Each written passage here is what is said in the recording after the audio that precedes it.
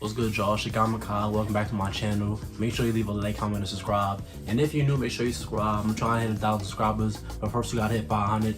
I need I don't even know what it is. I think I need 11 more. 11 more is done. We can do that, today, tomorrow. We can do that fast. So subscribe to the channel, like the video if you like the video, all that stuff.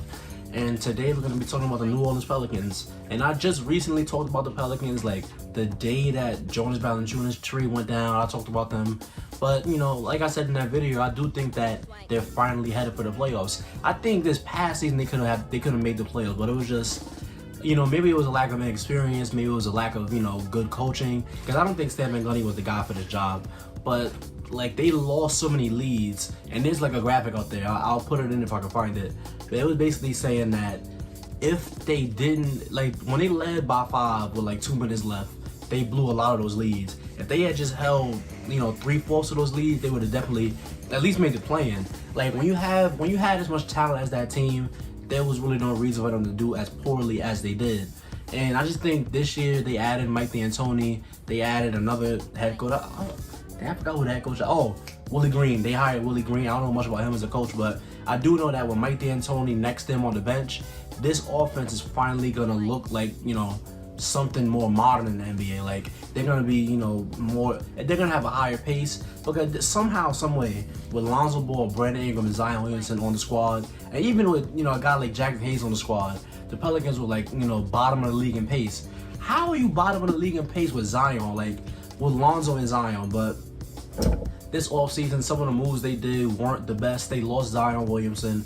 They struck out on Kyle Lowry. But I did like how they brung on Devonte Graham. Devonte Graham is, that point guard out of Charlotte, and he is a really, really good shooter. He's about 37% on about 9 threes per game, and he's a solid passer. I feel like with him in a half court with Zion, he's not Lonzo with passing with Zion. He doesn't have quite the chemistry that Lonzo and Zion had. Because when Lonzo and Zion were on the floor, Zion performed very, very well. But I do think that to a lesser extent, Devonte Graham can do something, similar to that. And Devonte Graham can kind of score off the dribble in the half court, something Lonzo wasn't really good at like that. And I think that he's going to be a good fit for this squad. Solid passer. I don't know. He's not much of a defender as far as I've seen. He's not a defensive stopper or something like that. But he can shoot the ball, pass the ball, space the floor. That's what they needed at the point guard position. And let's talk about the center position. They somehow were able to get rid of Steven Adams. They brought in Jonas Valanciunas. Jonas Valanciunas is not the best floor spacer, but I feel like he does not have to be directly under the rim like Steven Adams did. He can definitely hit a mid-range or two. He's not a prolific mid-range shooter, I'm not saying that, but he can definitely hit some mid-ranges, and I feel like that's going to help the spacing. But a common theme last year, right, was that the lack of spacing was going to hurt Zion. Zion was amazing this year. He averaged 27, 61% from the field. I feel like Zion is so athletic and so strong and so quick for his size that no matter what, he's always going to be able to get to the rim. He's always going to be able to score efficiently. I feel like the person that was hurting the most was Brandon Ingram. Brandon Ingram was the one who was having to settle for mid-range jumpers. He was the one that wasn't able to get to the rim because, Steven Adams is right there. Eric Bledsoe, man, is helping. It just wasn't ideal for Brandon Ingram's skill set.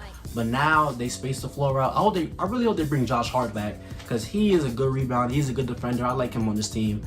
And, he's part of the Laker boys that got traded. But I would like for him to return to this team. And Brandon Ingram, he averaged 24 last season on good efficiency. He was about, 38% from 3, 46% from the field. That's really good. I really like Brandon Ingram. It's just that his defense needs a lot of improvement. He's very skinny. He's not good off ball. And I don't know if he's going to be able to become a better defender overnight. But I do think that he can become at least a neutral. He has the length. He has, some quickness on the way. I think it's kind of wrong that he's this bad on defense right now.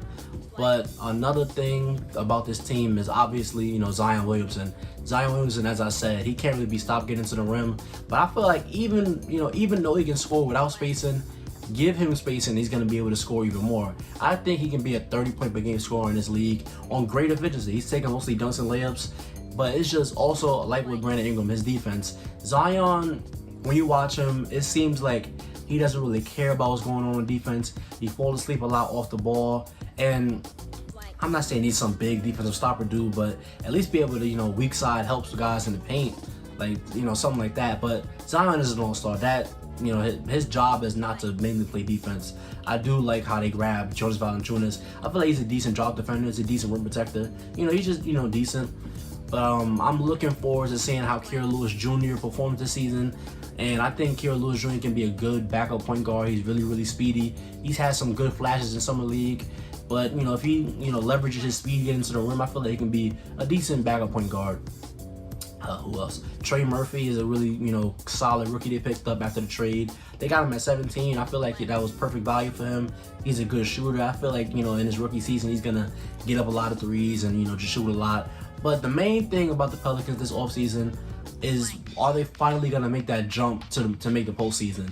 Zion Williamson and Brandon Ingram as your two best players, I think that's great. I think, you know, Devonte Graham is going to be a great addition to this team. And I just think that overall, they just made overall solid moves in this offseason. They struck out on Lowry. It is what it is. I'm pretty sure they cleared that cap to sign Lowry. They lost Lonzo, but that's all right. They have Zion. They have Brandon Ingram moving forward. They have them under extensions. Well, not Zion yet, but I just want to see them, you know, play faster. I want to see them be top 10, top 5 in pace. I want to see Zion on the break more. I want to see Devonte Graham throwing look-ahead passes. Like, I want more. You know, I want the offense to be faster. Like, give Zion the ball at the high post. You know, run Brandon Ingram off ball. Do Brandon Ingram, Zion pick and rolls. Brandon Ingram improved as a passer. He's not, I wouldn't say he's an elite passer, but he definitely is a better passer than he was 2 seasons ago. So I think that with all of this offensive talent all around, the defense is going to be rough. I'm not going to lie. But with all of this offensive talent, they should be able to make the playoffs. Most likely through the play-in, maybe like 9th seed, 8th seed. But I do think that they will be in the conversation for the playoffs at least. So that's my thoughts on the Pelicans. I think they're going to be a really fun team to watch. And I can't wait to see what's going to happen with them. But yeah, let me know in the comment section down below what you think. And if you stayed to this video, thank you. Don't forget to like, comment, and subscribe. And I'll see you on the next one.